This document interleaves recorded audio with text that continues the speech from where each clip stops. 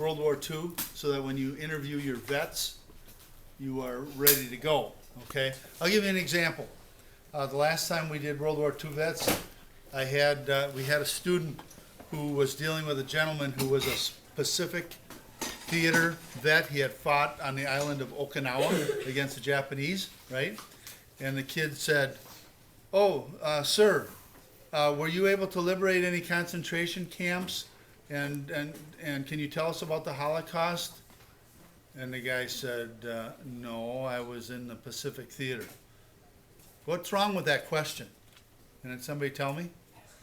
Yes, sir. All the Holocaust was in Europe and Germany. It was in Europe, specifically in, not so much in Germany. There were camps in Germany, but most of the camps were where? Does anybody know? Like Russia? There were certainly camps in Russia. That's true, but a lot of the camps in Russia were Soviet camps where they sent Jews to work. Okay? They didn't send them there to be killed like a lot of the German concentration camps. Was it Poland? Yes, Poland. All the death camps were in Poland, right? Okay, so you're gonna learn. You might learn some of that from a veteran, but that veteran would need to have been fighting in Europe, correct? Okay, so my main purpose today is to talk about the European theater and the Asian theater, and I want to probably concentrate more on the Asian theater. Anybody know why? Anybody know why? It's connected to what you're going to do in class. What are you doing in class? What are you reading? Oh, Unbroken. Unbroken. How many of you have started reading that? Okay, but have you gotten to the point where he joins the army and ends up in the war? You haven't gotten that far yet, I know, because that's not till about page 100 and something. Okay, it's actually towards the end of the first reading you'll get into the war. So we're going to look at the two theaters, and of course Louis. Can I call him Louis? Yep. Mr. Zamperini, right? He is in the Asiatic theater. They call it either the Asian theater, Asiatic theater, or the Pacific theater. They all mean the same thing, and I'll talk about that. But before we do that, I want to go through the theater that was in Europe, okay? And the reason I'm going to start with that is because, who was the president, by the way, when this happened? Anybody know? Who was the president? Roosevelt? Yeah, Franklin Delano Roosevelt. They called him FDR.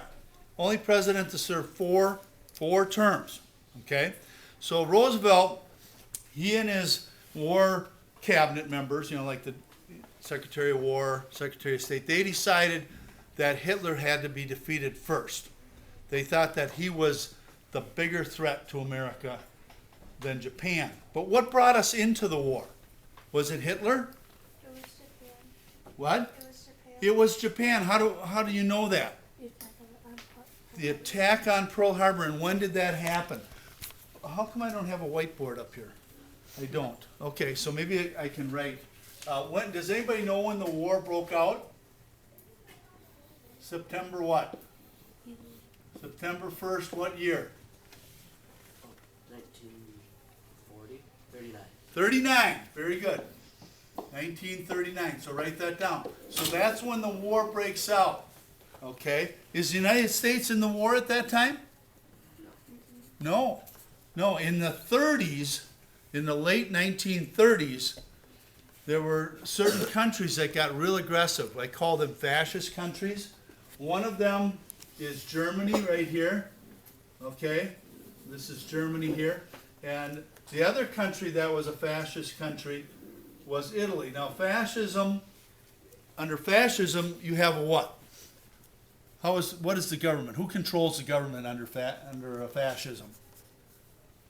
Is this an elected government? Like in the United States? No. No, it's a what? Who ran Germany? Hitler. Who ran Italy? Who ran Italy? Nobody knows? A guy by the name of Mussolini. Have you heard of him? Mussolini. And these guys are what? What do we call them? Dictators. Very good. They're dictators, and they control their countries. But they allow for people to run their own companies, right?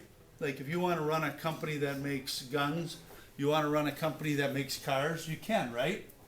It's not owned by the state. There's a country over here, way over here, that's called the Soviet Union. Have you heard of them? Yeah. They have what kind of a government? No. Communist? They're communists. They have a state run, but it's also totalitarian. But at this point in time, they're not running around trying to take over countries. Whereas Hitler here decides that he wants Austria. So he takes over Austria in 1938, okay? Then he takes over Czechoslovakia in 1938, 39, in the early parts of 39, okay? So he's taking those countries over without firing a shot. So the United States is very upset about Hitler. So in 1940, the United States does what to get ready for war? What would you do to get ready for war? Have a draft. Have a draft, that's the answer. In 1940, we started the Selective Service Act, and they started drafting people. Who was one of the people that got drafted? Louis. Louis got drafted, okay? So in 1940, instead of going to what? He ends up in the Army. What did he want to do? You haven't read this far, have you? Oh, you do, you know. Go to the Olympics. Yeah, he wanted to go to the Olympics, which were going to be up here, I think, in somewhere up in here, Finland or Norway or Denmark, somewhere up in there. You'll have to figure that out when you read it. They never had those Olympics, right? Where were the Olympics earlier in 1936? Anybody know? Berlin. Where? Germany. Yeah, and you said where? Berlin. In Berlin, Germany. So Hitler, he gets to show off his country in 1936, okay? And that's when they hit all the signs, the anti-Jewish signs, they hit them all, and they made it look like they were really nice. You know, they put on a good show, didn't they, in 1936? So you'll be reading about that. Okay, so, but it's not till when? When do we get in the war? When do we get in the war? What year? 1939. That's when the war starts. When does the United States get in the war? We start drafting people in 1940, but when do we get in the war? 1942. That's when we're going to start sending troops over, but when do we actually get in the war? You already told me. What brings the U.S. into the war? The Roman. Yeah, and when was that? Everybody knows that date. 41. Yeah, what date? Here's when we get in the war. What's the date? Come on. Nobody knows? We celebrate it every year? January 7th. Very close. It's December 7th, 1941. And we go in the war because the Japanese attack us. So we go in the war. And the reason we go in the war against Germany is because the Germans have a treaty. Okay? They have a treaty, and it's called the I want you to write this down, Par-Tite Pact. And it's a treaty that links three countries together in a defensive pact. Okay, does anybody know who these countries are? Anybody want to guess who they are? Germany and who else? You already know one of them. I told you one of them. Italy? Italy, Mussolini, and who do you think the third one is? Those of you that have good logic? Japan. Okay, so when we declare war on Japan, who's going to declare war on us?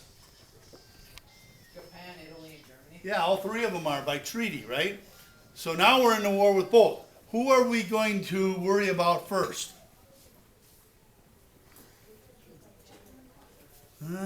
You would think so because they attacked us at Pearl Harbor, but the answer is Germany, because we're so worried about Hitler. You know? Okay, so let's take a look.